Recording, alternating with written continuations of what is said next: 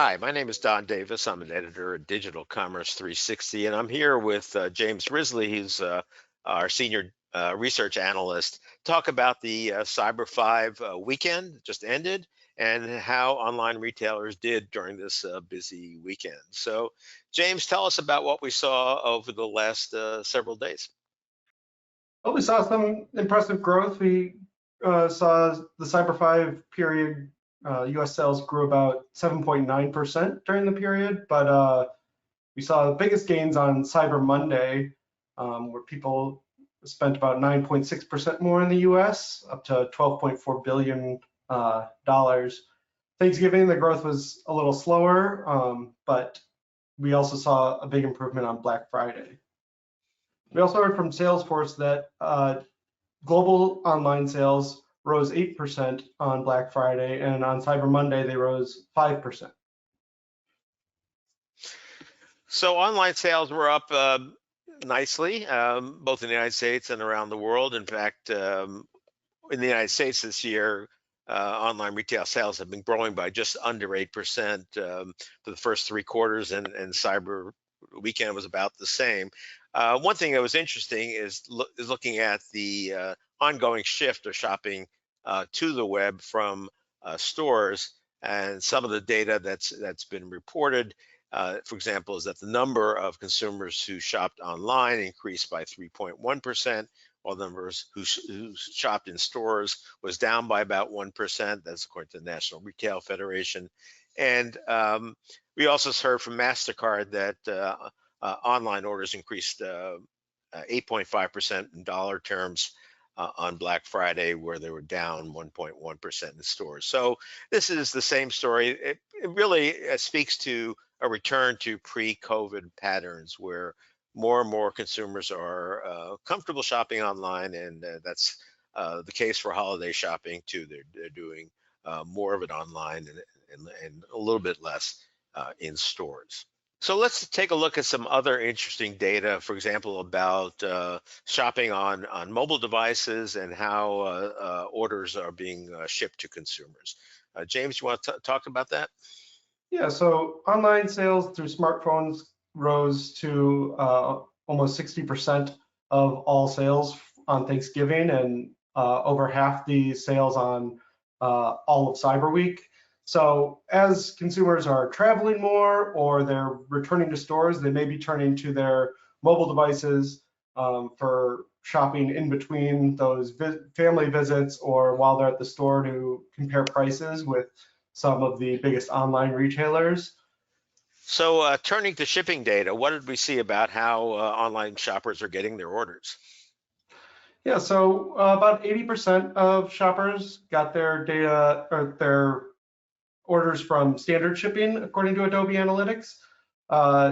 That's probably about the peak we'll see right now as retailers push for free shipping as a promotional offer during Cyber Week.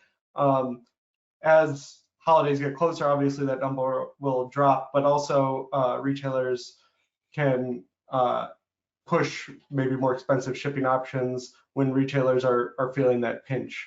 In terms of omni-channel offerings, curbside pickup is down to 12.7%, and this is really probably a plateau for where we'll see curbside pickup. And in general, I think omni-channel options are going to plateau after a peak during COVID when people wanted to spend little to no time in stores. And we've seen even retailers pull back from offering curbside pickup. So it was at 14.8% last year, this year down to 12.7%. I don't think we'll see it drop too much lower. I do think the convenience of curbside will continue to prove beneficial for retailers that can swing it, but for a lot of retailers, it's no longer helpful, and shoppers don't need it for necessarily every order like they have in years past.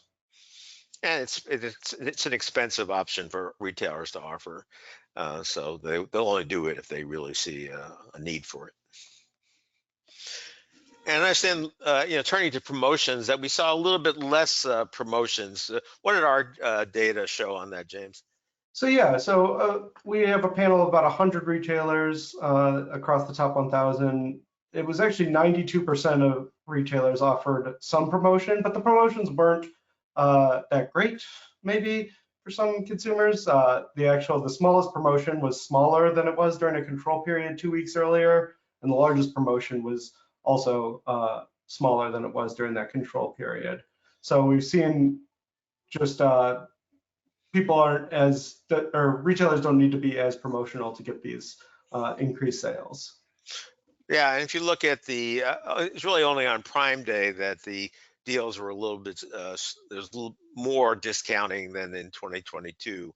Otherwise, it was pretty much the same, including some of the big sales days in October. And one of the reasons I think is that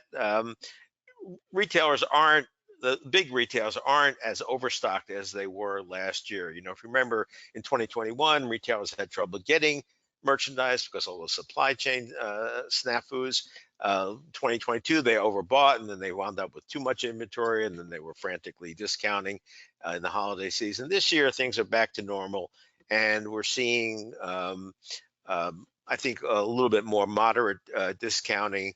And particularly for certain retailers, like, for example, Target and Best Buy have both reported in the last few weeks that they have roughly 4% less inventory than they did last year. So that's going to make them a little bit less promotional than they were last year.